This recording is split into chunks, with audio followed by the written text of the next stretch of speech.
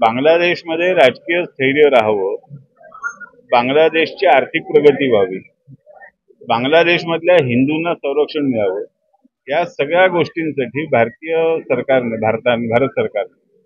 बांगलादेश बरोबर नेहमीच चांगले संबंध ठेवले. बांगलादेशला आवश्यक त्या ठिकाणी मदत केली, सहकार्य केलं आणि त्याचे परिणाम सुद्धा गेल्या 10 वर्षामध्ये दिसत होते की बांगलादेश आर्थिक गर्तेतून वरती आला होता. बांगलादेशची आर्थिक परिस्थिती सुधारली होती. बांगलादेशमधल्या हिंदूंना सुद्धा बऱ्याच प्रमाणात संरक्षण मिळत होतं आणि या सगळ्यामध्ये हे परिस्थिती ज्यांना मान्य नव्हती, ज्यांना बांगलादेशची आर्थिक परिस्थिती सुधारायला नको होती, ज्यांना बांगलादेशमधल्या हिंदूंना जगू द्यायचं नव्हतं, त्यांनी कारस्थानं करून आता बांगलादेशमध्ये सत्ता पालट. अख्ख्या जगामध्ये आज या विषयाची चर्चा चालू आहे.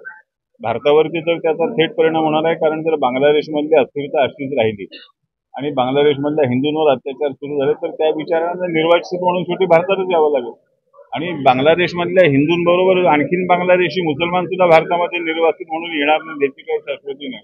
शेवटी जेव्हा अस्थिरता असते तेव्हा त्या अस्थिरतेमुळे त्या देशातून कोणताही देश असू दे, मग बांगलादेशाचा असा नाही, कुठलाही देश असू दे, त्याच्यामधून बाहेर निघून जाण्याच्या नागरिकांची संख्या वाढते आणि ते निर्वासित जर भारतात येणार असतील तर ते भारताच्या दृष्टीने समस्या होते.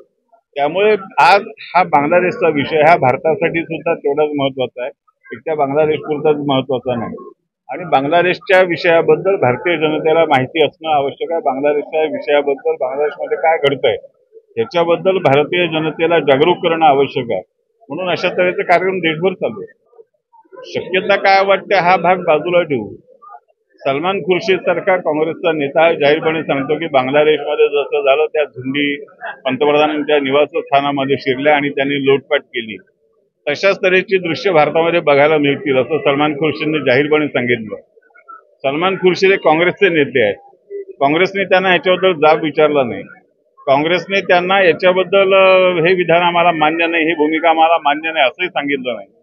याचा अर्थ सरळ सरळ असा आहे की सलमान खुर्शीदच्या तोंडातून काँग्रेसच बोलते आहे आणि काँग्रेसला जर असं वाटत असेल की या पद्धतीने भारताच्या पंतप्रधानांच्या निवासस्थानामध्ये झुंडी शिराव्यात आणि त्यांनी लुटमार करावी आणि त्यांनी असभ्य वागणूक करावी तर ती काँग्रेसची भूमिका असू शकते, भारतीय जनतेची भूमिका ती नाही.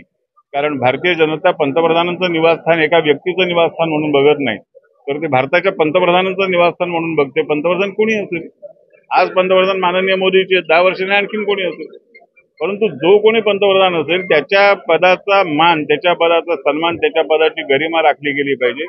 संसदेच्या सभागृहाची गरिमा राखली गेली पाहिजे. ही भारतीय जनतेची भूमिका आहे, काँग्रेसची ती भूमिका नाही, हे सलमान खुर्शीच्या तोंडातून त्यांनी जाहीरपणे सांगितलेलं आहे.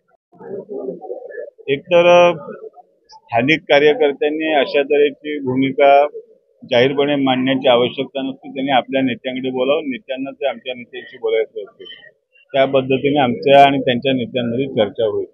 परंतु ज्या ठिकाणी आमचे विद्यमान आमदार आहेत त्या ठिकाणी आमच्याच विद्यमान आमदारांचं आणि आमचं जे काम आहे त्याच्या आधाराने निर्णय होईल.